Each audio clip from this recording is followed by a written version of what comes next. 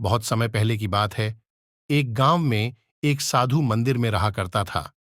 उनकी दिनचर्या रोजाना प्रभु की भक्ति कराना और आने जाने वाले लोगों को धर्म का उपदेश देना थी। गांव वाले भी जब भी मंदिर आते तो साधु को कुछ न कुछ दान में दे जाते थे। इसलिए साधु को भोजन और वस्त्र की कोई कमी नहीं होती थी। रोज भोजन करने के बाद साधु बचा हुआ खाना छींके में रखकर छत से टांग देता था। समय ऐसे ही आराम से निकल रहा था, लेकिन अब साधु के साथ एक अजीब सी घटना होने लगी थी। वह जो खाना छींके में रखता था, गायब हो जाता था। साधु ने परेशान होकर इस बारे में पता लगाने का निर्णय किया। उसने रात को दरवाजे के पीछे से छिपकर देखा कि एक छोटा सा चूहा उसका भोजन निकाल कर ले जाता है।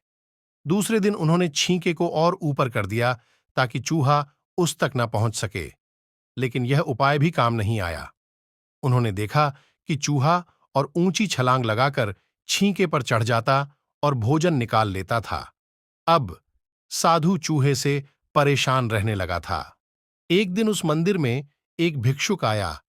उसने साधु को परेशान देखा और उसकी परेशानी का कारण पूछा, तो साधु ने भिक्षुक को पूरा किस्सा सुना दिया।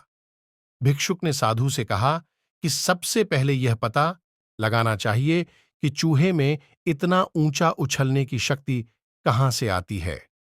उसी रात भिक्षुक और साधु दोनों ने मिलकर पता लगाना चाहा कि आखिर चूहा भोजन कहां ले जाता है। दोनों ने चुपके से चूहे का पीछा किया और देखा कि मंदिर के पीछे चूहे ने अपना बिल बनाया हुआ है। चूहे के जाने के बाद उन्होंने बिल को खोदा तो देखा कि चूहे के बिल में खाने पीने के सामान का बहुत बड़ा भंडार है। तब भिक्षुक ने कहा कि इसी वजह से ही चूहे में इतना ऊपर उछलने की